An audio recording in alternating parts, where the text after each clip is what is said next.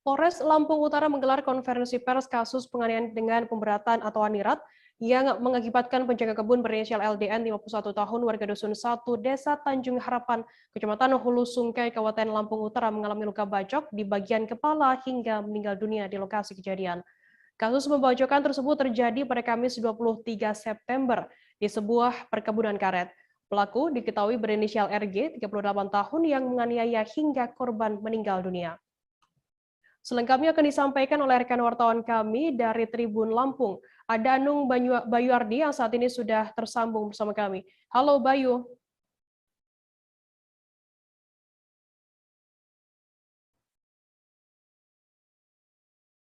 Halo Bayu.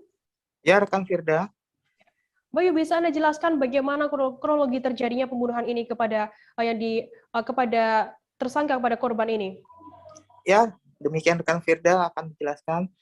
Awalnya tersangka ini akan mengambil pakan ternak yaitu daun singkong di kebun milik Haji Romlah yang dijaga oleh Laudoni. Saat itu tersangka ini tidak memberitahukan atau meminta izin kepada penjaga kebun tersebut. Ketika aksinya dipergoki oleh korban, terjadi cekcok mulut keduanya sehingga berujung tindak kekerasan atau penganiayaan berat terhadap Laudoni yang mengakibatkan Laudoni meninggal dunia di tempat. Bayu, lantas bagaimana proses penangkapan terhadap tersangka sendiri setelah melakukan pembacokan hingga korban ini meninggal dunia? Ya, rekan Firda, setelah melakukan aniaya berat terhadap korban, pelaku langsung pulang ke rumahnya. Tetapi pelaku rupanya pulang kembali ke daerah Sumatera Selatan di Lubuk Linggau, di mana pelaku itu juga sudah menyerahkan diri ke Polsek Oku Timur. Dengan demikian, polisi mendapatkan informasi langsung bergegas ke Polsek Oku Timur, Firda.